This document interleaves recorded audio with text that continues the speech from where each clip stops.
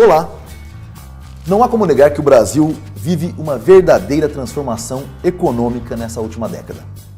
Especialmente em Araçatuba, viu-se uma enorme expansão no perfil econômico. Um verdadeiro boom do mercado imobiliário, de moradias populares a shopping centers. E não é só isso. Araçatuba conta hoje com rodovia duplicada, ferrovia, hidrovia, enfim, uma infraestrutura invejável. Tudo que se precisa para o desenvolvimento da cidade e da região. O que fizeram os empresários que tiveram sucesso aqui? O que eles pensam? E como eles são como cidadãos? Por isso estamos aqui hoje. Eu sou o Rodrigo Andolfato. E eu sou o Caio Ferraz. Começa agora o programa Araçatuba S.A. E nós estamos aqui com a Vânia de Vigo Barros, empreendedora da segunda geração do supermercado Rondon.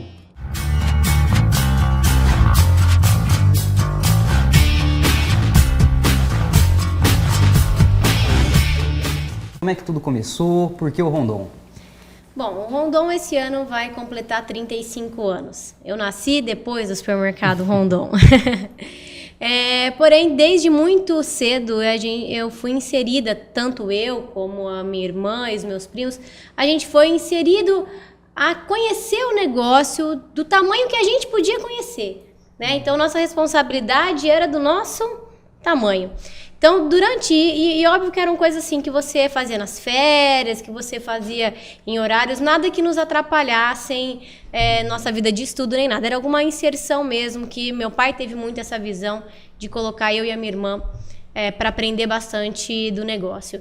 Então, vários trabalhos operacionais ali a gente fez quando era criança, tipo o quê? Como empacotar uma compra para cliente, embrulhar um presente, atender na padaria. Já perdi as contas de quantos panetones nós embalamos, que era época de férias e era época de Natal, então... Com certeza alguém já comeu um panetone empacotado pela futura CEO do supermercado Rondon. Com certeza já comeu um panetone embalado, muitas vezes. Ou já teve a futura CEO, provavelmente, um dia do supermercado Rondon, empacotando suas compras lá na frente da gôndola. A gente recolhia carrinho, aí teve um período que a gente foi criando mais maturidade, então a gente trabalhava no saque de atendimento ao cliente. E isso foi muito importante, porque isso nos deu muita visão do negócio. Talvez se a gente tivesse entrado no negócio só depois da faculdade, a gente teria perdido tanto conhecimento, porque depois de uma certa idade, uma certa responsabilidade que você tem, você vai assumir alguns outros trabalhos. Então, aquele trabalho que você fez quando você era criança, quando você tinha menos responsabilidade, a gente ia perder. Então, essa inserção bem cedo no negócio fez com que, primeiro, você aprendesse bastante do negócio e aprendesse a gostar. Você entende daquilo que você está fazendo. Então, isso é primordial, isso foi muito importante. Ou seja, você então acha que todo mundo deveria começar pelo chão de fábrica, ou seja, lá pelo operacional, conhecendo realmente o negócio, e isso traz muito valor. Muito valor. Independente da pessoa ser um executivo, ou dela estar montando a empresa dela agora, ou de já ter a empresa dela, mesmo que ela já tenha trabalhos administrativos, trabalho de gestão, é muito importante conhecer o operacional, porque eu não posso ter uma boa ideia se eu não souber o que isso vai afetar ali. Às vezes é muito simples eu falar, dá para fazer isso, daquele jeito fica bom, mas eu não sei o impacto que tem lá. Então eu preciso conhecer. Uma pessoa que vai gerir uma empresa, ela não tem que conhecer só relatórios, ela tem que conhecer a empresa, o negócio, a dinâmica, a gestão. Perfeito, ou seja, uma pessoa que esteja à frente do negócio do supermercado tem que ter um dia ido lá na prateleira e recolocado um pouco de madeira. E não é só um dia, ele vai ter que, mesmo que ele não coloque a mão na massa, ele vai ter que estar visualizando, porque o supermercado, o que o meu cliente vê?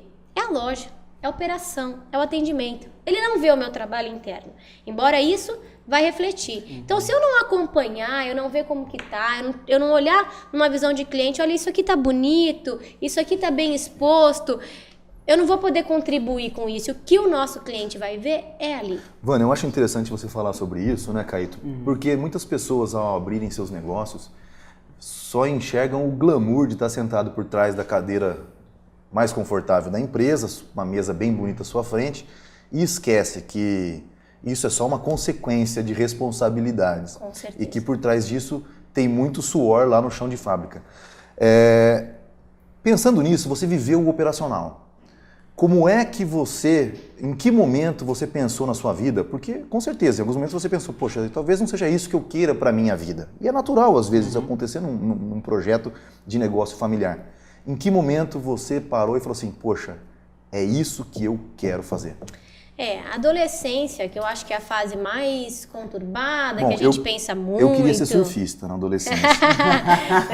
Conturbada, a gente pensa muito, não conhece a vida realmente, mas acha que conhece, então acha, eu quero assim, porque vai ser isso, lindo e maravilhoso. Você não sabe, né, o que vai acontecer, aquela velha história, né? Você só vê a pinga que eu tomo e não vê o tombo que eu levo.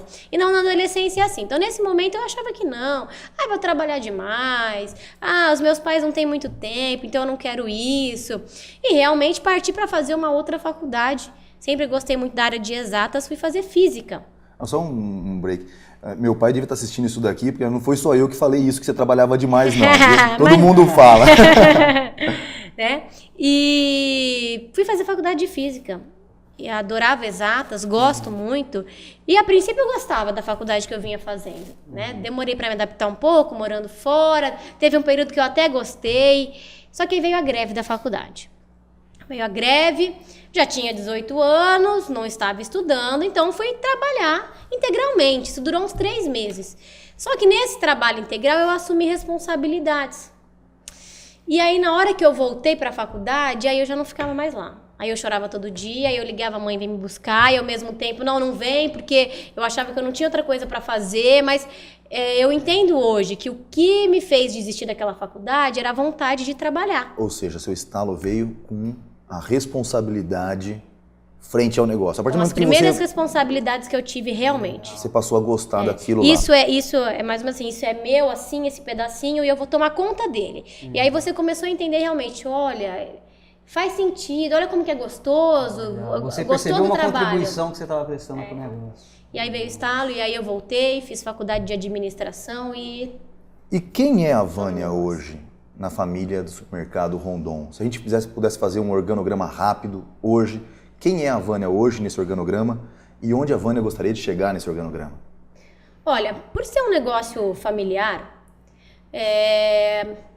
toda a família, a gente trabalha muito unido em várias decisões, em coisas nesse sentido. Eu, por várias experiências que eu pude ter ao longo do meu trabalho, então eu passei pelo operacional, eu trabalhei no RH, hoje eu trabalho na área de compras, eu tive uma visão geral do negócio que eu não sei se todo mundo conseguiu ter. Então eu aprendi um pouco mais do negócio em si, né? Então hoje eu trabalho na área comercial, a gente está montando a loja 3. Embora as decisões obviamente não são minhas, as decisões são do meu pai e do meu tio, tanto eu, a Vanessa e a Valéria que trabalhamos no supermercado efetivamente, a gente faz como se a gente fosse um staff deles. Sim, isso então, é legal, a gente saber assim, da loja 3, que nós vamos falar mais lá pra frente, mas a questão hoje, seu pai e seu tio começaram um negócio. Começaram. Junto com seu avô. Isso. A Vânia tem quantos irmãos e irmãs? Tenho a Valéria e de prima a Vanessa. Tenho mais um primo, mas que é o Rodrigo, não trabalha no negócio hoje. Então essa segunda geração do negócio, né, que seria a terceira geração da família, porque seu avô começou junto, mas que começaram juntos. Seria a segunda geração, porque eles começaram juntos, né? Essa segunda geração é composta por 4 peças-chave. Vamos dizer assim, por mais que um não esteja trabalhando, 3. Que trabalhamos efetivamente com eles, apoiando eles nas decisões. As mulheres vão dominar o mundo. Isso está muito claro já para mim. Mas, então, vocês 3 ali, vocês 3 ocupam o mesmo cargo, todos decidem juntos, ou existe um momento em que a Vânia diz, por exemplo, você disse que já trabalhou no RH, olha, 2 pessoas acham que fulano deve permanecer, mas a Vânia, diretora do RH, diz que não. Ou nunca houve isso? Sempre é uma decisão? Não, a gente faz conjunto. Óbvio que às vezes em 5, 6, 4, 3 pessoas vão ter divergências. Hoje a gente ocupa da seguinte forma. A Vanessa trabalha no RH, né? Ela faz a direção do RH. A Valéria trabalha no setor financeiro e eu fico com a área comercial. Então, vamos entender que são umas 3 partes importantes que são ocupadas por nós. Então, obviamente, quando é um assunto financeiro, Eu vou opinar, obviamente a Vanessa vai opinar, mas a Valéria vai ter mais conhecimento que nós, assim como diz respeito na área comercial ou na área de RH. Porém, amparado por nós, a gente ajuda, mas a decisão é sempre dos dois diretores. Né? E o que a gente faz é mais ou menos isso mesmo. Nós somos staff deles, a gente está ali para ajudar a gerenciar, para ajudar a olhar o que tem de bom, o que tem de ruim, para onde a gente vai. Acho que uma pergunta interessante é sobre os pontos positivos e negativos de se empreender um negócio familiar. Frustra, às vezes, que você tem um conhecimento e diz que dada direção é a mais correta? E quem decide, seu pai, seu tio diz, não vou por aí? Olha... Ou nunca aconteceu? Não, acontece. Às vezes frustra, às vezes não, porque a gente também tem que ter a seguinte questão. Eu também posso estar enxergando com os olhos e eles, com 35 anos de experiência, podem estar enxergando alguma coisa que eu ainda não tive capacidade de enxergar. E algumas coisas não é um não eterno, é um não momentâneo. E que vai passando o tempo e aí aquilo que você falou vai fazendo sentido, mas talvez aquela hora não era a hora de acontecer, mas talvez daqui a um ano aquilo vai acontecer. Logo mais a gente volta falando um pouquinho mais sobre essa questão da sucessão e também dessas novidades aí sobre a terceira loja que está sendo construída. Até breve.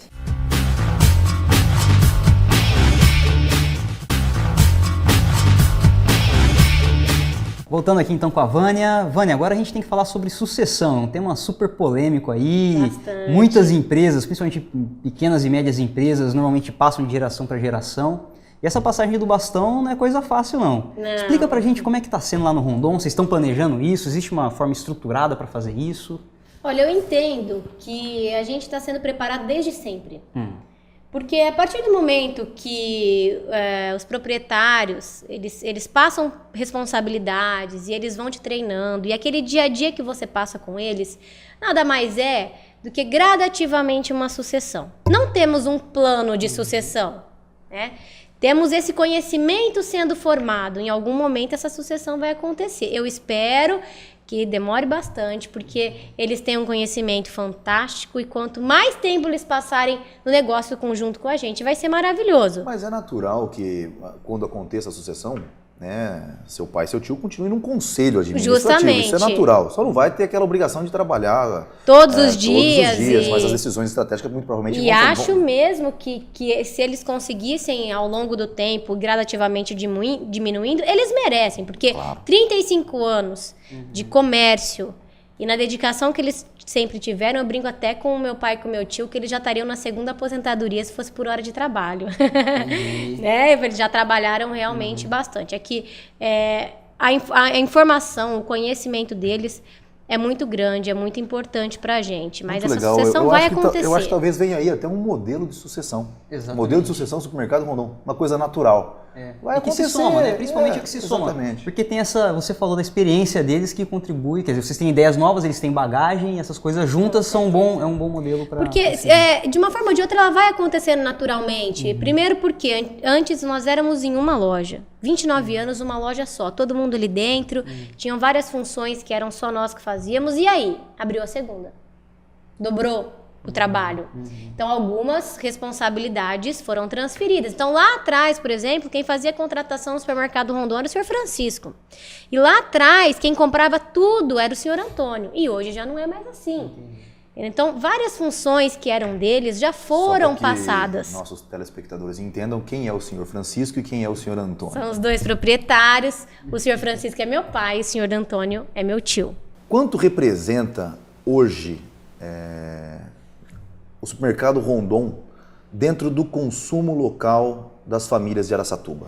Essa informação de números eu não tenho, porque eu precisaria saber quanto todo mundo vende. Eu tenho a impressão de que todo mundo está lá dentro do supermercado Rondon. Eu acho que ninguém mora em Araçatuba, acho que mora todo mundo lá no supermercado Rondon. Então eu não tenho esse número. Eu não tenho de esse market número share. exato, não tenho. O que eu tenho é uma pesquisa que mais era de o supermercado mais lembrado, onde nós obtivemos 80% de lembrança dos consumidores. Mas não significa que eu tenho 80% das vendas, porque Supermercado, eu tenho esse mercado, eu tenho aquele que é pequenininho, eu tenho aquela mercearia. Então, tudo isso envolve muito, né? O mercado do bairro local, ele atende bastante aquela população dele. Então, eu não sei exatamente o market share. Bom, então aí já vem até uma questão. Você quer fazer ela, Caíto? Eu vou fazer uma antes dessa, viu, Rodrigo? O que me veio aqui agora é interessante. Você está fazendo agora uma pós-graduação também, né, Estou. Vânia? Você também já fez, né, Rodrigo, na área de gestão, eu sou formado na área de gestão. E é engraçado, porque essa pergunta que o Rodrigo colocou na mesa é o seguinte, a gente aprende que, puxa, temos que conhecer nosso market share e tal. E eu tô percebendo que isso não é uma questão, assim, super... valorizada. Que tá assim, puxa, não, eu vou me preocupar muito com o meu market share, quanto que eu tenho de mercado. Você tá ligado em outras coisas, né, Vânia? Quando você fica perseguindo o market share, você fica mais preocupado com o negócio alheio do que com o seu. Porque eu estou preocupado quanto ele está vendendo, não é isso que me interessa, é quanto eu estou vendendo, quanto eu estou sendo satisfatório para o meu cliente, quanto que eu estou sendo rentável. Eu acho que olhar para o seu negócio, em vez de perseguir o negócio do outro, eu quero 5% do que os outros têm. Eu acho que isso não é uma coisa, você perde o foco. Posso só fazer um asterisco aí nesse negócio? Mas isso aí está em gestão do negócio, porque é o seguinte, quem é líder não se preocupa com o resultado, não se preocupa com isso. Se preocupa em ver as suas fraquezas e consertar, olhar para os seus clientes. Então tá claro que aí o Supermercado Rondon tem o papel de líder no mercado e as pessoas sim, os outros mercados realmente olham e falam assim, eu preciso ir atrás de market share, né? E copiar o que o Rondon dá certo. Isso é bacana porque assim, isso não está nos livros. Mas o Rondon nunca foi assim, nem quando ele era menor. O Supermercado Rondon nunca teve o perfil eu preciso... Não, o Supermercado Rondon sempre teve o perfil, vamos atender meu cliente bem, eu quero vender com preço que seja bom para o meu cliente mesmo, que ele venha aqui, que ele tenha economia, o que eu posso fazer por isso olhando para o meu negócio? Então tá respondida uma pergunta que seria assim, a que se deve o sucesso do Supermercado Rondon? Tá, então você acha, provavelmente pelo que você está respondendo, que esse olhar para o cliente e procurar entender o cliente deve ser o sucesso do Supermercado Rondon. Sim, a preocupação, porque tudo que a gente faz ali, eu vou negociar, nós vamos fazer uma campanha publicitária, tudo que a gente vai fazer, a gente faz o quê? Eu quero trazer conforto para o meu cliente, quero que ele continue tendo bastante economia no Rondon, eu quero que ele queira vir no Supermercado Rondon, então eu tenho que estar preocupado comigo, porque eu quero atrair esse cliente para mim, eu quero satisfazer esse cliente de todas as formas que ele necessita. Legal, então isso tem um nome, né, Rodrigo? Chama foco. Sim. E aí essa é a pergunta que você queria que eu fizesse, certo? Sim. Manda lá. Não, eu acho o seguinte, hoje o Supermercado Rondon, você chegou a comentar na resposta anterior, a questão de que existem as lojinhas de bairro. Hoje o foco do Supermercado Rondon são empreendimentos maiores, né? Vamos dizer assim, a terceira loja vem para ser talvez a maior loja da rede. E as lojas já são grandes. Como é que você vê essa questão de tendência ou não tendência de mercado de talvez maior número de lojas menores nos bairros? Isso acontece? Não acontece? Vocês estão pensando nisso? Não está na estratégia da empresa ainda? Olha, existem essas tendências, inclusive tem uma autora, Faith Popcorn, que ela fala dessas tendências e de outras, isso já há anos atrás. Porém, o Supermercado Rondon, ele tem um perfil que ele sai um pouco fora de vários outros do segmento. Se a gente pegar números de outros supermercados do segmento e do Rondon, característica de venda por metro quadrado e tudo isso, é muito diferente. Então, entende que o Rondon tem uma loja hoje de 2.600 metros quadrados, que seria o Jussara, 2.100 na Cobrac, que são lojas que estão sempre bem cheias. Como que a gente pode fazer uma loja de 1.500? Sendo que eu quero atender meu cliente com açougue, padaria, restaurante, rotisserie, quero atender meu cliente com hortifruti. Se eu fizer coisas muito pequenas para o porte e para o arrasto que o Rondon tem, porque o Rondon tem um grande arrasto de pessoas, eu vou transformar talvez essa loja em uma coisa que não seja confortável para o meu cliente. Por isso lojas maiores, porque a gente tem uma grande capacidade de trazer bastante gente. E é o que o teu cliente quer, pelo que você está dizendo. E eu não estou dizendo de hipermercados, naquele formato de eu vendo tudo de tudo. Não, o formato do Rondon vai permanecer o que é hoje, porém com uma loja nova e com alguns fatores que a gente... Às vezes são coisas que a gente quer mudar nas nossas lojas e por falta de espaço físico não consegue ir lá, a gente está trazendo essas coisas novas e mais adaptadas talvez para o nosso cliente. Porém, dentro do segmento e da cara que é Rondon. É muito bacana, Vânia. Tem um livro que eu gosto muito, ele se chama O Trem da Linha Norte e Programando o Futuro, do Carl Albrecht. E ele tem um capítulo, um trecho de um capítulo, dos primeiros capítulos do livro dele, que ele fala assim, que boa parte das empresas estão morrendo hoje por crise de identidade. Elas não sabem quem são, ou querem atender todo mundo e não sabem como, se perdem nisso. Tô vendo que o Rondon tem uma identidade bem firme. Vocês sabem que não querem ser o hipermercado e não querem ser vários mercadinhos pequenos. Isso é uma coisa super interessante. Isso tem, pelo que eu tô sentindo, que você tá ligada mesmo no cliente. A direção do Rondon tá ligada no cliente. Eu acho que isso é uma dica muito importante para se pegar aí para quem tá assistindo a gente. E é mais importante do que estar ligado no meu concorrente, é estar ligado no meu cliente. Exatamente. E aí vem uma pergunta que talvez todo mundo gostaria de fazer. O supermercado Rondon do Jussara e o supermercado Rondon da Cobrac atendem o mesmo público, as mesmas classes sociais? Olha, a gente tem comportamentos muito semelhantes nas duas lojas a nível de venda. Eu falo porque, como eu compro, estou na área comercial, eu faço pedidos muito semelhantes para as duas lojas, né? Porém, às vezes, por exemplo, a loja, se bem que as duas lojas são assim, né? A loja do Jussara, ela tá na rodovia, então ela tem um bom acesso para cidades de fora. Embora a Cobrac, por estar no centro, ela traz muita gente de fora, que foi fazer alguma coisa em Araçatuba e passou no Rondon e fez compra. Eu acho que, se você analisar o ponto Jussara e o ponto Cobrac, analisar os bairros em torno, a gente vai ter bairros de classe A, vai ter bairros de classe B, de classe C e de classe D. O que o Rondon vem se preparando? Quando ele começou era um mercado pequeno, então era difícil atender um consumidor talvez que quisesse um produto diferente ou coisas assim. Quando o Rondon foi crescendo, ele foi se preparando para isso, para continuar atendendo quem ele sempre atendeu, mas para proporcionar produtos e serviços que algumas outras pessoas gostariam de ter. Então eu não delimito muito o Rondon atende essa classe social, porque hoje a gente vê diversas classes sociais no Rondon. O Rondon tenta fazer de um jeito que eu quero te vender com economia, quero te vender com qualidade, quero ter um bom serviço prestado para você e quero que você encontre produtos que você procura. Ou seja, quero atender todas as classes sociais, mas não é porque eu vou atender a classe social A, por exemplo, que eu vou cobrar mais caro dela sem necessidade, eu vou cobrar o preço justo. Eu vou cobrar o preço de todo mundo, não é uma loja elitizada, de fachada que você fala assim, nossa, não, Rondon é a cara de Rondon mesmo e vai continuar assim. E aí vem a pergunta de fato, né? Baseado nessa resposta. Loja 3. Uma mega loja, provavelmente uma loja moderna. O dia que a gente esteve lá, vai ser bonita, tudo que é novinho é bem bonito, bonito, né? Tá novinho. E a questão não é nem só isso, ela está localizada na Zona Norte, onde tem os condomínios, que a gente fala assim, os condomínios das classes sociais, talvez mais abastadas de Araçatuba. Em contrapartida, ela também está em vários... Ela está numa posição que você pensar iguais às outras. Eu vou ter bairros de classe A e vou ter outros bairros de classe B, C, D, que é o que o Rondon procura atender, né? O máximo de consumidores que ele consegue. Então não tem nada a ver, não adianta as pessoas começarem a pensar, bom, estão fazendo um Rondon para ricos aqui. Não, é o Rondon com cara de Rondon sempre. E o Rondon do Jussara, da Cobrac e da Avenida vai ter o mesmo preço. É isso que é uma boa pergunta. Mesmo preço. Você vai vir no Rondon, é a mesma coisa, não vai ter diferenciação, ou seja, é o mesmo preço de mercadoria. Não vai precisar falar, pô, eu vou comprar lá no Jussara. Qualquer um que ele for, ele vai estar fazendo economia da mesma forma. E, Vânia, uma outra pergunta. Por que Araçatuba? É a terceira aqui em Araçatuba. E as outras cidades da região? Como é que funciona isso? Como é que foi essa decisão? O que conduziu a decisão? Supermercado é um negócio bem complexo, né? Quem está dentro entende, talvez quem está de fora não consiga saber. Isso é complexo, porque são vários negócios em um, concorda? Eu tenho padaria, eu tenho a rotisseria, eu tenho hortifruti, eu tenho... Então, quer dizer, o que nós somos? A quitanda, o açougue, a padaria, que antigamente era tudo separado em um negócio só.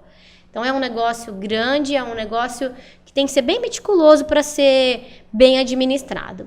E por que mais uma loja em Araçatuba? Porque as nossas duas lojas em Araçatuba, elas não estão mais comportando atendimento. Precisava de mais uma. Tem mais pessoas desejando comprar no Rondon e que talvez hoje não vão porque tem fila, tá muito cheio, e aí não fazem opção por nós. Existe esse desejo ainda de Araçatuba por uma loja a mais do Rondon. Por isso que decidimos investir aqui e que são lojas que têm porte para atender a região, porque a gente faz entrega em várias cidades da região. Então ela tem porte para esses atendimentos fora de Araçatuba. Existe um mercado consumidor que vem, compra e pede para entregar fora de Araçatuba? Tem várias cidades. A gente entrega Birigui, Guararapes, Valparaíso, Auriflama, Guzolândia, talvez Penápolis, não vou lembrar de todas, mas a gente entrega numa grande região aí. E aí, falando de região ainda, tem uma história aí, não sei se é mito ou verdade, compartilha com a gente aqui, aquela história de que o Rondon manda ônibus para cidades vizinhas para trazer gente para comprar e tal. Não, tem ônibus de cidades ônibus vizinhas que vêm para Mas não são vocês que organizam isso? Não, Mas existe alguma ação de prospecção nesse sentido do Rondon? Interessante isso. Fala mais. Isso surgiu naturalmente? Vocês que promoveram? Não, isso foi surgindo naturalmente, porque às vezes tem algumas cidades menores e que talvez a pessoa não consiga ter um mercado de porte pelo tamanho da cidade, então são mercados menores, então ela vem para Araçatuba, porque aqui ela vai encontrar tudo que ela precisa, mais variedade, ela vai encontrar mais economia, porque é óbvio que vendemos muito, compramos muito, e por isso conseguimos vender com economia para o cliente. Certo? Então, não, mas assim, essas pessoas vêm e a gente entrega, porque a maior dificuldade, às vezes, de algumas pessoas virem de fora, porque como Araçatuba, ela é uma cidade maior, em torno de várias cidades menores, Araçatuba já traz muitas pessoas para cá, seja para ir no fórum um dia, seja para ir num médico, seja para ir no centro da cidade, Araçatuba traz isso. Ela funciona como polo, de Ela fato, funciona dessas cidades menores. Então, isso faz com que vem pra cá, às vezes ela vem fazer alguma coisa, faz a sua compra, mas eu levo pra você. Que a dificuldade talvez seria dela levar a compra dela e não dela vir aqui fazer a compra. Já que está aqui, compra, eu te garanto esse serviço. E eu te garanto esse serviço. E existe aí uma logística para fazer essa entrega? Existe. Tem dias, não são todos os dias que vão para todas as cidades. Tem tal dia para tal cidade, tal dia para tal cidade. Então a pessoa já sabe. Ela vem um dia antes comprar, porque ela sabe que naquele dia a entrega dela. Então, tem essa logística. Com esse pensamento de logística de entrega, eu vou fazer uma pergunta. Eu fiz uma pergunta, a gente conversou na pré-entrevista, falando sobre compra online, e você me explicou que era uma coisa extremamente complicada, no sentido até de satisfação do cliente, eu até entendi. Mas aí eu vou te fazer uma pergunta. Se a gente quisesse fazer uma ação ecológica com o Supermercado Rondon, vá de bicicleta fazer sua compra e nós entregaremos na sua casa, e a gente sabe que essa logística pode garantir, vamos dizer, talvez um menor custo de algumas coisas, de alguns insumos, por conta da logística de entrega e tal. Teria aí um futuro desconto ecológico, Rondon, venha de bicicleta fazer sua compra? Eu acho difícil. O Rodrigo já quer mais desconto, hein?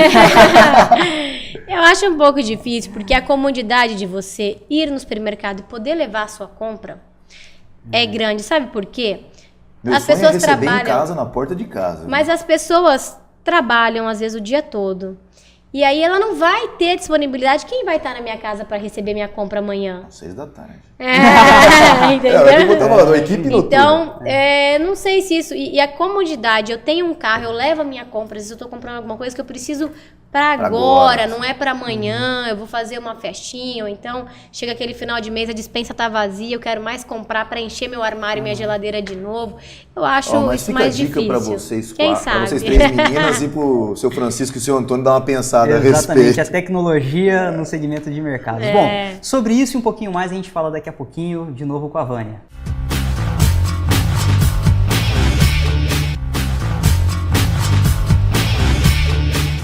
Vânia, o assunto da loja virtual, loja digital, está se falando muito nisso por aí, mundo afora, algumas iniciativas de supermercados nacionais também nesse sentido, de você ter um painel, faz o pedido todo digital, lá na frente pega o carrinho. Vocês já pensaram nisso para o Rondon? Como é que funciona? Algumas discussões em relação a isso surgem, porque você vê movimentos, existem coisas hoje que funcionam muito bem online, comprar um tênis, comprar um livro, comprar um CD... Porém, é justamente isso. Você foi comprar um tênis, você foi comprar um livro, você foi comprar 2 CDs. E quantos itens você coloca no seu carrinho dentro do supermercado? E quantos 1000 itens o supermercado vende? Então, a gente não pode se fechar e falar, isso nunca vai acontecer. Não, porque há anos atrás, para todo mundo, o código de barra era alguma coisa que nunca ia acontecer. Por exemplo, e ele foi alguma coisa que aconteceu e dinamizou muito o supermercado. Porém... O que eu sinto bastante hoje, do consumidor de hoje, que pode ser que daqui a 20 anos, 15 anos, 10 anos mude, é que ele gosta de ir no supermercado. Gostoso ir no supermercado. Porque a gente tem uma máxima que a gente sempre vê o supermercado Rondon lotado. É um ponto de encontro o supermercado Rondon? Com certeza. Eu tiro até por mim. embora tudo bem, eu vivo lá dentro, trabalho lá, mas tem pessoas que eu não encontro e que um dia passando na loja, pessoas de muito tempo, e você encontra. E você vê muito isso. Gente que parou o carrinho, às vezes até no meio do caminho, tá atrapalhando o outro vir, mas ele tá batendo papo com alguém que ele não vê faz tempo. Fora nas filas, às vezes você espera lá na fila, você não tem nada pra fazer naquele momento, você vai fazendo o quê? Conversando com quem tá na frente, o tempo vai passando, E algumas pessoas devem até ter o horário já certo de comprar, porque já encontra a pessoa com quem ela quer conversar. Quem faz a compra na sua casa, Vânia? Você ou seu marido? Sou eu. Mas você tem um horário pra fazer compra? Ontem, meu marido estava comigo, mas geralmente sou eu. Tá certo. E só uma questão que a gente deixou pra trás, mas que eu tenho certeza que os telespectadores vão querer saber da questão. A gente escuta falar muito da terceira loja, e já começa a escutar também Especular, né? Especular da quarta loja. Tem gente que já está dizendo que a quarta loja está quase inaugurando já, né? De tanto que Pois as pessoas é. especulam. Mas aí é a terceira. Mas vocês já compraram o terreno? Vocês já fizeram o projeto ou não? Como é que está essa história da quarta loja? Nós temos um terreno comprado já. Aonde? Naquela região entre o Hilda e o Concórdia, onde era aquele terreno que era o aeroporto antes, um terreno bem alto que tem lá? O aeroporto do Country. Isso, é naquela avenida ali que cruza Concórdia, Hilda, né? Nós estamos naquela posição. Nós temos 21 mil metros comprados ali de área. Mas vamos inaugurar a terceira primeiro, Sim. porque não é, o Rondon tem muito isso, eu até brinco, eu falo, a gente demorou 29 anos para ter a segunda, demoramos acho que mais 6 agora, mais 6 para ter a terceira, então a quarta não vai vir para amanhã não. É um mas projeto. De 21 para 6, vocês estão ficando mais eficientes a cada inauguração. Quem sabe mude para 3, não sei. Mas é um ponto que a gente também acha interessante. Nós temos muitos clientes daquela região ali. Você tem mais ou menos noção do número de pessoas que moram do Baguaçu para lá? Eu não sei te falar agora, Rodrigo, mas eu é uma vez muita falar gente, que é muita quase gente. 60 mil habitantes, eu não sei se isso é Não. verdade. Eu não sei, mas se você pegar um carro e ir ali, você vai ver que é muita gente, é muito bairro, é um outro lugar que cresceu muito a cidade e a gente tem o interesse de estar lá, mas Rondon é um passo de cada vez, então... Eu achei muito bonita a história, Caíto, desculpa, com relação ao momento do supermercado Rondon na inauguração da segunda loja. Você contou que as maiores satisfações e os maiores medos de todos vocês, acredito até do seu Antônio e do seu Francisco, que já estavam no negócio há muito tempo, o frio na barriga veio quando vocês tiveram que sair um pouco mais além da onde era o escritório central, né? Porque vocês trabalham todos ali, unidos, em cima do Jussara, né? Em cima da loja do Jussara. Isso, que é a Quando matriz. vocês tiveram que sair, foi um momento de maior apreensão, mas também um momento... Conta isso pra gente, essa passagem da segunda loja. Bom, foi realmente um momento de grande satisfação e momentos de medo, de coisa nova. Tudo que é novo vai gerar medo na gente de alguma forma, vai gerar Conta a história uma do certa medo ansiedade. das pessoas. Você tinha medo das pessoas no... Não, o que acontece? Não, eu passei uns bons dias sem dormir antes da inauguração, porque naquela época eu era do RH, e a gente fez uma contratação que eu me lembro de 225 pessoas. E aí eu falava assim, poxa, e se esse pessoal não aparecer para trabalhar? Porque a gente contratou um mês antes e as pessoas iam começar a trabalhar só perto da inauguração. Eu falava, não, mas e se metade das pessoas não forem trabalhar, como que a gente vai abrir a loja? E isso gerou, assim, um medo, a corda da cama vai pro sofá, e o que eu vou fazer? Mas graças a Deus deu tudo certo. E o novo, do quê? Tava todo mundo em cima de uma loja só. Então, tudo a gente resolvia, tudo a gente via. A gente também teve que passar o bastão para pessoas que são muito importantes para a gente, que são pessoas que trabalham com a gente há muito tempo, são encarregados, são responsáveis de setor, e são pessoas que nos ajudam nessa administração. E aí veio o seguinte, abriu a loja 2, a loja 1, que vivia daquele jeito, que não cabia gente, esvaziou um pouco. Porque embora a gente cresceu sim na inauguração, que eu me lembro, no primeiro mês de inauguração a gente cresceu 30% ou 40% de faturamento, só que a gente cresceu, mas houve uma divisão. E aí você, há 29 anos acostumado com aquilo, você olhava e falava assim, nossa, será que eu fiz a coisa certa? Será que Araçatuba comportava 2 Rondons? Surgiu essa pergunta. Surgiu, né? Na cabeça de todos. De todos, porque Se a gente já tivesse inaugurado um dia segunda, tivesse na terceira ou na quarta, você sabia. Como agora a gente sabe que vai inaugurar a terceira loja, naquele momento vai chamar os meus clientes para lá. Todo mundo quer ver, é novo, é bonito, deixa eu ver como que tá. Então a gente já sabe disso hoje. E que com o passar dos meses vai se equalizando. Quem é cliente dessa loja vai ficar mais aqui, quem é da outra vai mais na outra. E aí normaliza, mas foram momentos de satisfações e de medo. Satisfação porque no momento, a foto da inauguração. A hora que eu olhei aquele estacionamento, eu tava pra dentro da loja, não tava pra fora. Com tanta gente, eu falei, não vai caber. Se todo mundo entrar aqui, nós vamos ter que sair, porque não vai caber todo mundo aqui dentro. E assim, foi muito emocionante. A satisfação veio do sucesso do projeto, então. Isso. Né? Assim, a hora que você viu aquilo sendo sucesso, você falou... Era muita gente querendo entrar e querendo olhar o que era o Rondon Novo. Entendi. Bom, e os 200 e tantos funcionários foram no dia? Foram, não faltou ninguém. Aproveita para agradecer então, né? Esse pessoal. Foi todo mundo. E para a terceira loja agora também vai ter o frio na barriga, mas também vou esperar que todo mundo que for contratado vai trabalhar. Pelo amor de Deus, me ajuda a dormir, né? Quantos empregos a mais dessa terceira loja? Boa pergunta essa daí. Vão gerar aproximadamente 400 novos empregos, ou talvez até um pouco mais, porque a gente vai abrir próximo do final do ano, que requer um pouco de mão de obra a mais. Mas, no mínimo, serão 400 contratações. Hoje são quantas pessoas que trabalham no Rondon? 1.100. 1.100 mais 400, 1.500 empregos, olha só. Então, mas nós estamos falando aí de um crescimento de empregos dentro do supermercado Rondon de 40%. E isso daí, como é que é lidar com esse crescimento? Porque pessoas, você tem que gerir satisfazendo-as para que elas não vão embora. Vocês têm um trabalho em cima disso? Como é que é isso? Hoje a gente tem uma equipe de RH maior do que a gente tinha. A gente estuda projetos do que a gente pode fazer para o nosso funcionário. Nós estamos num ramo extremamente competitivo, onde o meu Nescau, por exemplo, é o mesmo Nescau do outro, ele não é mais gostoso, né? E várias outras coisas assim. Então, a gente tem sempre que ter uma preocupação com o custo da empresa. Porque eu não posso ficar menos competitiva por isso. Mas eu tenho que ter essas pessoas trabalhando conosco, porque é um conjunto, é a diretoria, é a parte administrativa, são pessoas encarregadas e são as pessoas operacionais que estão ali, na frente com o nosso cliente, fazendo aquele trabalho todo que eles são orientados para isso. Então, hoje a gente pratica muito mais treinamento, a gente faz mais treinamentos, a gente veio agora... Nesses últimos 3 meses, preparando os encarregados. Já estamos para definir os novos. E eles vão passar por um treinamento de aproximadamente 3 meses para isso. Tem pessoas que a gente já vem formando em algumas funções estratégicas, que são um pouquinho mais difíceis de aprender. Nós já estamos com uma equipe, às vezes, um pouquinho maior, porque eu já sei, daqui 2 vão para outra loja. Então, a gente já vem se preparando.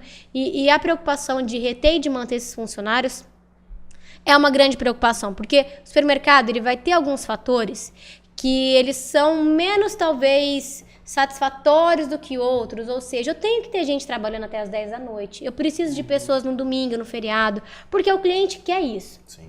O cliente precisa disso. O cliente trabalha bastante hoje. O cliente é um trabalhador que trabalha bastante, precisa de horários opcionais para fazer suas compras. Então, esse é o grande chavão hoje dos mercados.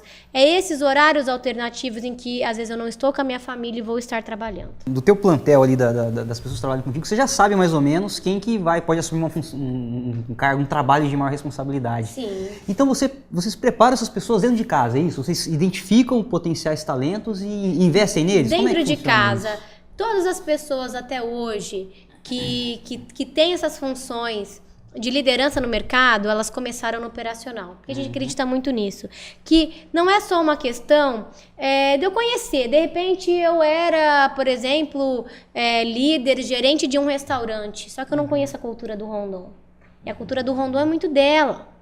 Né? A gente preserva muito isso. Então, eu tenho pessoas hoje que estão na área de compras, que estão na área de liderança, que eles eram empacotadores. Legal. Sabe o que isso é bacana, Luana? Que é assim, a gente conversando, né, com as pessoas, costuma se dizer, falta gente qualificada no mercado. É o que mais se ouve, né, aqui em Araçatuba. Por outro lado, Araçatuba também vem sendo, né, saíram dados do Ciesp recentes, mês a mês vão se vem saindo. Araçatuba é uma das cidades que mais geram, Araçatuba e região, né, mais geram postos de trabalho, né, emprego. Emprego gera renda naturalmente também.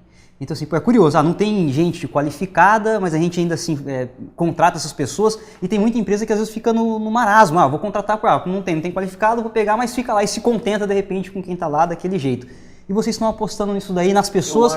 Existe um a nível gente de sempre desenvolvimento fez social, isso. inclusive, nisso. A gente sempre fez isso, assim, eu tenho muitos casos, que ela era zeladora e hoje ela é confeiteira, ela era empacotadora e hoje ela é encarregada, essa pessoa não... eu vou te dar um exemplo, açougue. Açougue é um setor de difícil contratação. Por quê? Quem não sabe tem medo, eu acho que eu não vou conhecer, e na verdade as pessoas aprendem rapidamente. E você encontrar profissionais prontos também é difícil. Então, praticamente todo mundo que entra ali não sabe nada. E a gente vai treinar e vai desenvolver essas pessoas. Você aposta na pessoa. Sem Mas ideia, você põe dinheiro. Mas isso já ficou bem claro. Isso é muito importante. A diretoria executiva saiu do operacional, vocês passaram por lá, então isso já está bem arraigado aí na cultura dentro da Mas o cultura do bacana, Rondon. Rodrigo, o disseminar essa questão por causa disso. Né? Foi uma coisa que vocês passaram, mas não ficou só com vocês. Você passou pelo operacional e chegou até lá. Mas quer dizer, deixa a perspectiva de quem está lá embaixo de chegar no nível de gerência. Ou seja, vamos tirar o zoom, né, do supermercado Rondon e olhar Brasil. A gente está vendo esse movimento de classes sociais, né? Pessoas que eram da classe D, estão indo para a classe C e assim por diante. E puxa vida, isso está contribuindo para esse movimento, concorda? Concordo, porque assim, eu só quero pessoas prontas, eu só quero pessoas que já saibam. Mas e aí? Nós não temos só pessoas que saibam. A gente precisa treinar. E outra coisa, eu também ensino da minha forma, que não vai ser a forma do outro lugar. Eu acho universidades corporativas isso têm importante. na verdade é uma coisa meio natural. As empresas começarem a se preocupar com isso. É melhor eu treinar alguém que tem a minha cultura do que eu pegar alguém treinado e aculturar essa pessoa, porque aculturar é complicado. Às vezes é uma coisa muito distinta do que a pessoa estava habituada e ela mesmo não consegue se habituar ali. Então, eu acho que é muito importante. Aí eu vejo uma pergunta assim, qual seria, se você tivesse que falar um adjetivo sobre as pessoas que são aculturadas, os funcionários, os colaboradores do supermercado Rondon, que tem a cultura Rondon na veia, tem o quê? É o cuidado com o cliente, limpeza, qual que seria o adjetivo principal? São vários fatores, a gente até quando contrata ou quando vai treinar, a gente fala coisas que a gente vai sempre olhar e querer que essa pessoa seja, primeiro, que ela saiba atender nosso cliente. Porque eu posso ser padeiro e eu estou fazendo pão, eu não estou em contato direto com o cliente. Mas o meu produto sair bem feito e sair do jeito que o meu cliente gosta, essa é a principal função do padeiro. Não é só fazer o pão. É ele fazer de uma forma bonita, gostosa e que o cliente tenha vontade de consumir. Então a gente vai sempre exigir bastante assim que eu saiba atender o cliente, que eu tenha tato com o cliente, que eu seja uma pessoa que goste de trabalhar. O segmento exige isso, o segmento, eu preciso ter agilidade porque é um segmento muito ágil. Eu acho que aqui fica uma dica importantíssima que você deixa aqui hoje, que é esse negócio. Eu vi você falando a sua preocupação com o cliente, né? E provavelmente isso já veio do seu Francisco, do seu Antônio, já veio passando aí de cima para baixo.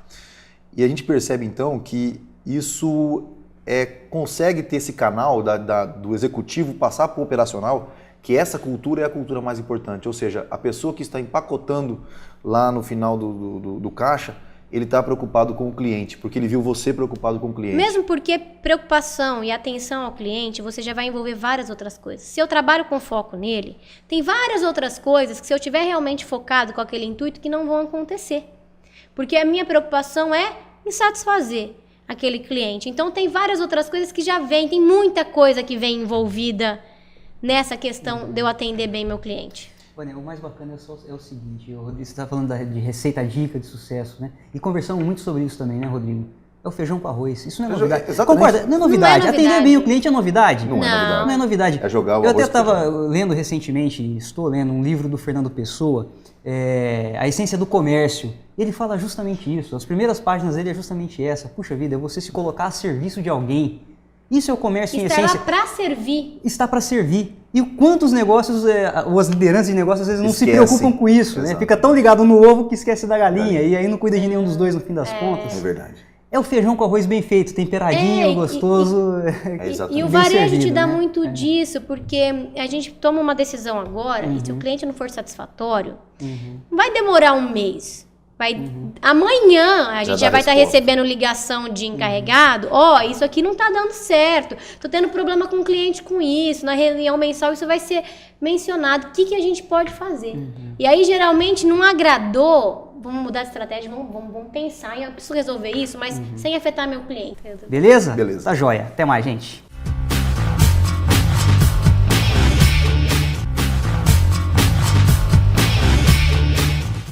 Estamos de volta, falando com a Vânia de Vigo Barros, uma pessoa da segunda geração dos supermercados Rondon. Vânia, nós estávamos falando até agora de como agradar o cliente. E a gente sabe, como empresários, que o cliente também tem que nos agradar pagando em dia. E a inadimplência é uma coisa que atrapalha demais as empresas, porque você está contando com uma receita e às vezes aquela receita não chega daquele tamanho para você. Não vira caixa, né? Não vira caixa, né? Tá lá no contas a receber, mas não virou caixa. No seu segmento, como a inadimplência te afeta enquanto, na nossa conversa você disse que as pessoas, a última coisa que ela deixa de pagar é você lá, porque o supermercado ela tem que comer todo mês. O supermercado é um setor primário, é um setor de necessidade. Ele vai consumir esse mês e ele precisa consumir mês que vem novamente. Então, existe sim uma inadimplência, mas a gente nota assim, em muitos clientes também a boa vontade de pagar, porque nem todo mundo que em algum momento não conseguiu pagar suas contas em dias é porque ele é um mau pagador. Às vezes ele passa por algum problema difícil. Você falou sobre isso naquele nosso bate-papo e ficou me martelando na cabeça. Eu senti uma coisa muito bacana do supermercado Rondon e ver por que a pessoa não está pagando. Se preocupar com o cliente, o que volta naquele assunto de que vocês se preocupam de fato com o cliente.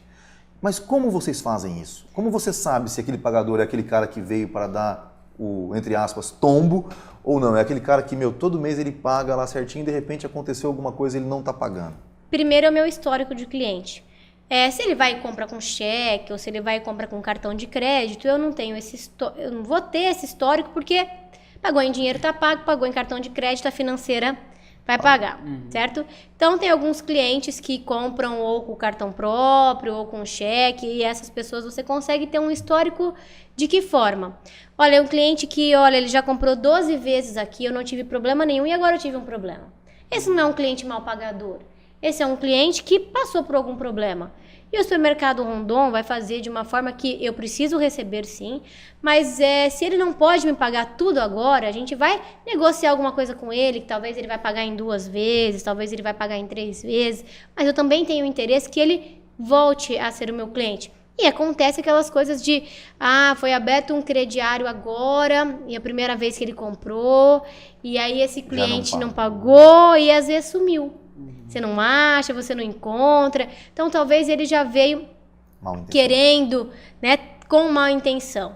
Então, mas as pessoas procuram pagar, sim, o supermercado, porque é um local que amanhã ela vai ter que voltar para comprar. E se ela não pagar o Rondon, algum outro supermercado, eu vou abrir agora um crediário em outro local. Vai estar constando que ela está devendo para alguém. Então, ela tem bastante desse compromisso. Sim. Entendi, legal. E aí, Vânia, tem outra coisa, porque a gente abre os jornais hoje, estamos vendo crise dali, crise de lá, a Europa toda, não toda, mas grandes países, né, países de referência em economia estão começando a dar uma sacudida por aí. Ninguém nunca imaginava. Nunca imaginava, né? O próprio Estados Unidos, né, que sempre foi uma potência.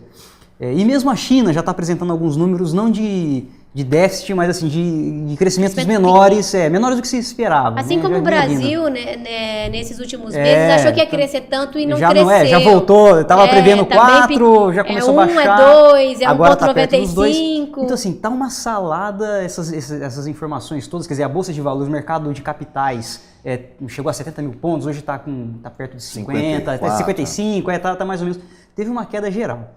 Isso influenciou de alguma forma essa questão da inadimplência? Essa crise chegou aqui para vocês, para Araçatuba ou não? Como vocês mesmos falaram, a nossa região está muito aquecida.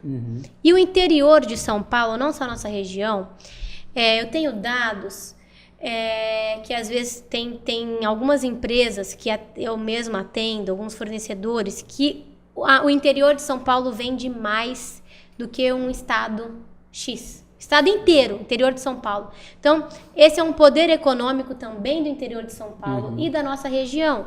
Como você mesmo disse, atraiu bastante coisa, isso gera emprego, isso gera renda.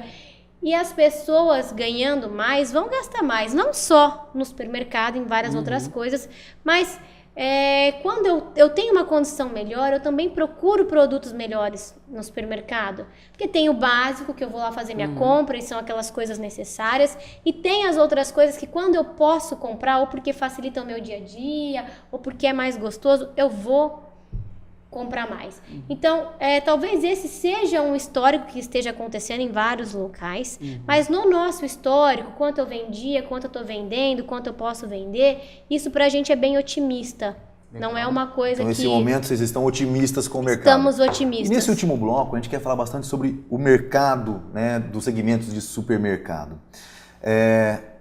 E um dos lugares que a gente sente, nós, pessoas comuns que, né, esquecendo de ser empresa, onde a gente sente a inflação, é lá na sua gôndola. A inflação hoje existe, não existe? Na nossa conversa você disse que existe a inflação sazonal. Algumas são sazonais. Hoje, por exemplo, o tomate pode estar caro. Mas por quê? Porque choveu, ou porque não choveu, né? Ou algumas coisas porque esfriou muito, não é bom, ou fez muito calor. Então, tem alguns produtos que são assim. Às vezes, chove o dia lá no sul. Isso vai afetar o preço do arroz, porque é um lugar que produz muito. Então, às vezes, eu aqui na minha cidade falo assim, mas tá por que isso? Mas lá onde produz aconteceu algum problema. Mas você deu um exemplo muito legal, Kedi. A inflação industrializada. Porque alguns produtos, arroz, feijão, carne, frango, isso tem muito assim, lei de oferta e de procura. Então ele abaixa, ele sobe, e isso é de acordo, fechou a exportação de carne de porco, a carne de porco vai baixar no Brasil. E aí o meu cliente vai conseguir comprar com preço mais barato. Agora tem algumas coisas que são de indústria, a nível talvez subiu o dólar, tem coisas que são só importadas. E aí não tem como essa indústria segurar. E eu não tenho como, muitas vezes, falar assim, não, eu não vou pagar. Às vezes, se eu não vou pagar, eu não vou comprar. Óbvio que o comercial briga muito. Ela quer me passar 10% de aumento, eu quero que ela repasse só 5%, eu vou brigar, eu vou buscar se tem atacados que tem aquele produto mais barato, para eu poder talvez vender mais 1 ou 2 meses mais em conta. Mas você me disse aquele bate-papo nosso, que uma vez subiu... Difícil voltar no industrializado, né? Não volta. Não, industrializado não volta. Industrializado tem um histórico. Às vezes o leite, você fala assim, poxa, 5 anos atrás eu tenho um histórico, eu tava pagando o leite que eu pago agora. E aí o produtor? E como que fica? Porque se você tá vendendo no mesmo preço 5 anos, como que essa pessoa fez? Porque os insumos subiram, tudo subiu. Agora o industrializado, não. Hoje ele é R$1, amanhã ele pode ser R$1,05. Lá na frente ele pode estar 1,7, mas voltar a R$1, ele não volta. Ou só com uma promoção, alguma coisa nesse isso, por exemplo, no mas caso, não como preço... uma mercadoria. Mas a questão é, então o cliente, ele vai ao supermercado, o interessante é ele pegar os produtos industrializados e ver se isso está subindo mesmo. E não aqueles produtos sazonais. Só que não são produtos que vão subir todo mês. A indústria tem alta geralmente anual. Algumas são 2 vezes no ano, porque ela repassa um aumento pequeno, é 2% agora, tal. Cada indústria tem sua estratégia. Então não é uma coisa que todo dia que eu for no mercado, nós não vivemos essa época hoje. Sim. Graças a Deus, né? Ou seja, a gente tem uma estabilidade de preço, estamos estáveis. Não precisamos nos preocupar com inflação. Os aumentos são momento. Decorrentes a custos, né? A indústria teve um custo maior, porque é época de dissídio, é matéria-prima que subiu, é igual a energia da nossa casa. O que eu pagava ano passado não vai ser o que eu pago esse ano. São porque os custos sobem. E antes da gente entrar nesse último bloco, no assunto Vânia como pessoa, só uma última pergunta com relação a mercado. Você disse naquele dia que você...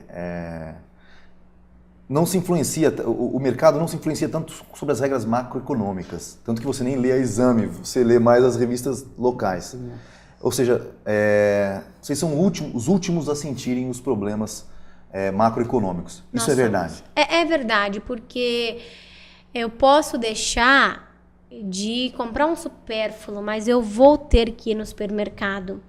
Então, isso é muito claro. Então, tem muitas coisas que afetam a indústria amanhã, mas o varejo, para afetar o varejo, tem que ser alguma coisa muito grave, porque aí as pessoas vão estar se limitando a comprar o que comer, né? Então, você realmente se sente que menos. Essa história de crise é uma coisa muito mais psicológica dos empreendedores do que um fato, realmente agora nesse momento que nós estamos vivendo no Brasil? Por quê?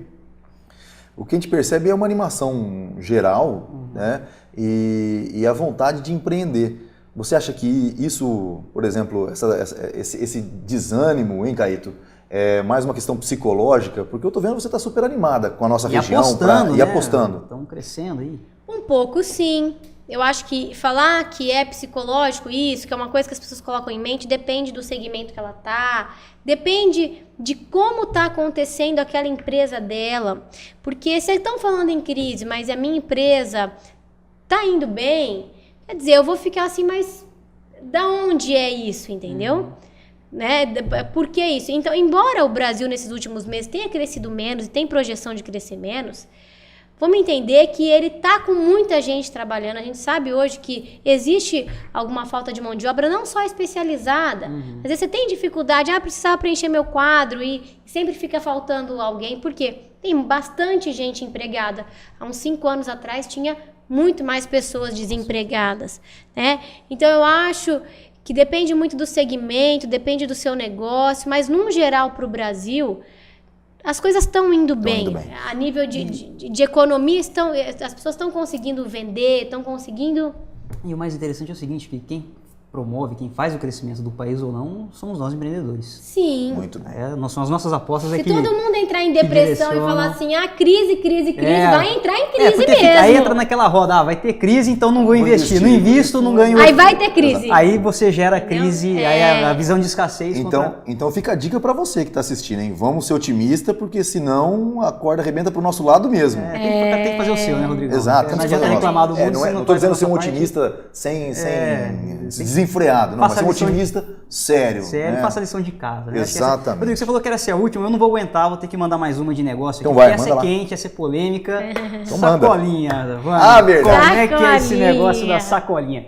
Vantagens e desvantagens, a gente quer saber assim, puxa vida, o mote tira sacolinha, põe sacolinha, a questão da sustentabilidade na visão do meio ambiente. Mas e outra coisa, naquela conversa prévia, acho que tem que ficar claro, foi a questão de tirar de custo e virar receita, e você explicou pra gente um negócio muito interessante que mudou até minha concepção de pensar nas coisas.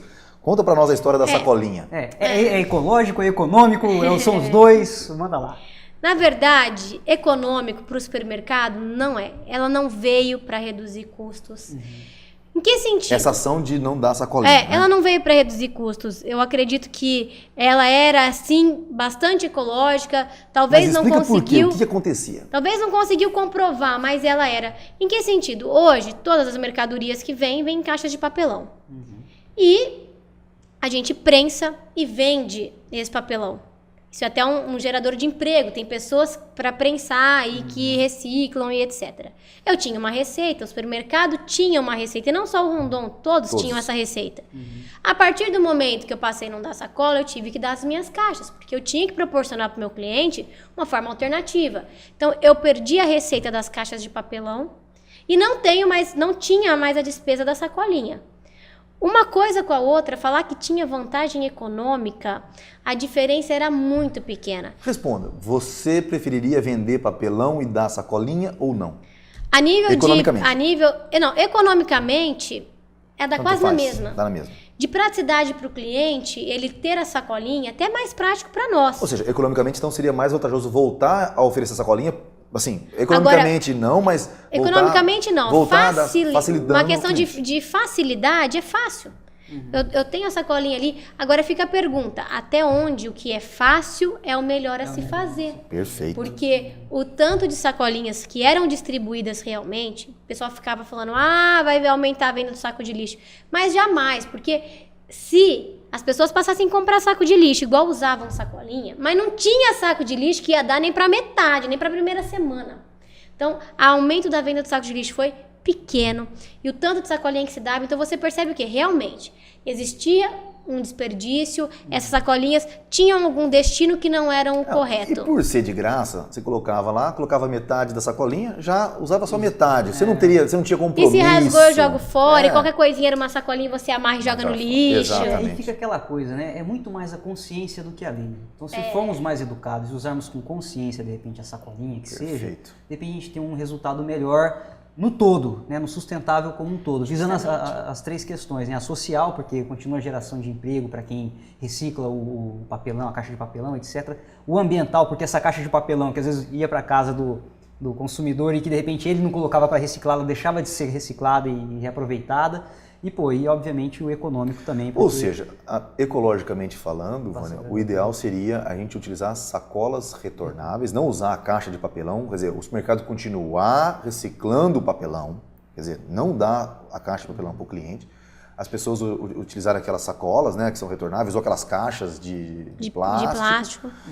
Seria o ideal, seria esse. Esse seria o mundo ideal ecologicamente falando? Eu acho que sim. A caixa de papelão, ela vinha em que sentido? Às vezes, por falta de hábito, o cliente esquecia minha sacola retornável, e eu tinha que dar uma forma para ele levar. Agora, eu acho que, além de tudo isso, se a gente tivesse políticas, que a gente tivesse algum investimento em coleta seletiva, porque o lixo que você faz na sua casa com produtos descartáveis, ele é gigantesco. E aí aquela sacolinha, aquela caixa de papelão ia para a tua coleta seletiva e isso ia ser reciclado. Se a gente tivesse esse investimento, aí eu acho que realmente é uma ação ecológica. Seja, voltamos para o hábito. E educação. Educação. Tá certo. Isso aí. Vamos falar mais da Vânia agora? Agora vamos falar da Vânia. Passa a peteca aí, começa. Não, Vânia, uma das perguntas que a gente te fez, né, e até já meio que pré-respondi, como você faz para se manter atualizada no seu negócio? Tá. Atualização dentro desse segmento de supermercado, ele vem muito por feiras também. Tem a feira da APAS, que é da Associação Paulista. Tem a feira da Abras, que aí vem até pessoas internacionais darem visões, o que está acontecendo no mundo. Nem tudo que está acontecendo no mundo vai acontecer no Brasil agora. Essa sacolinha é um exemplo. Que em outros lugares não tem sacolinha, que aqui, por enquanto, né, não pegou.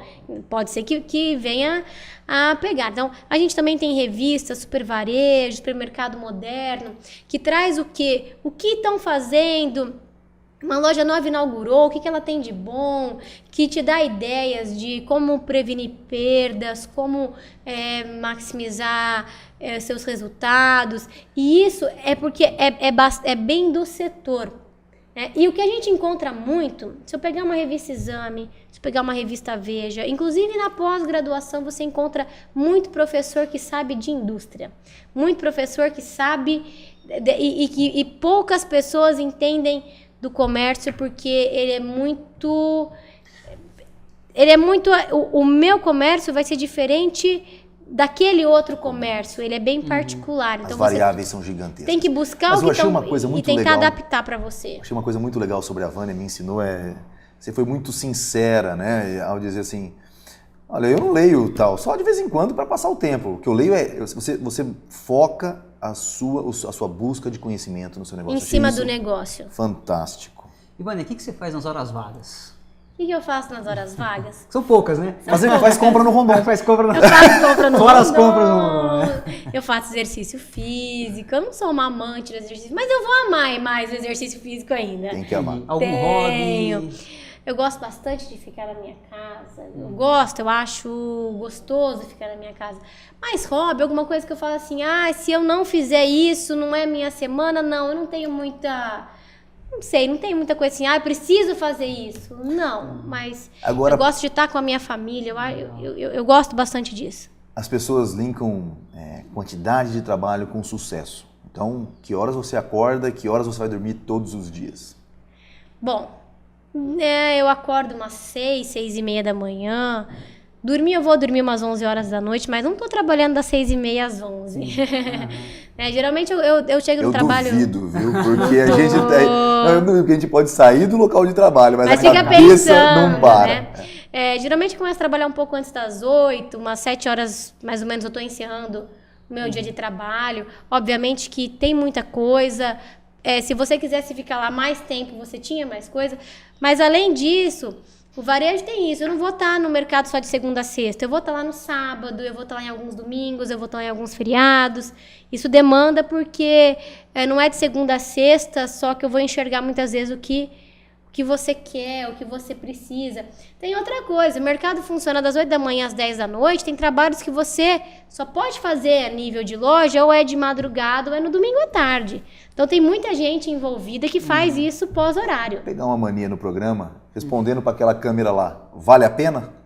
Primeira coisa, você gosta do que você está fazendo? Isso é primordial, porque você não pode só pensar em resultado financeiro. Eu vou ter lucro, eu vou ganhar dinheiro, isso vai ser bom. Se isso não te deixar feliz, isso não vai ser bom e, consequentemente, não vai ter retorno financeiro porque você não está realmente envolvido. E outra coisa muito importante é um passo de cada vez. Não queira chegar lá se você não conseguiu chegar aqui ainda. Entendeu? Não precisa ter pressa, não precisa ser afoito, não porque tem que ser agora, não porque é aí. Não. Faça no seu tempo, faça bem feito e vá se preparando para dar o próximo passo, certo? Para que você consiga ter melhores resultados. Tá aí. Vânia, obrigado. Obrigada a vocês. Tá aí. Obrigado pela participação, Rodrigão. Esperamos contar com a sua audiência sempre.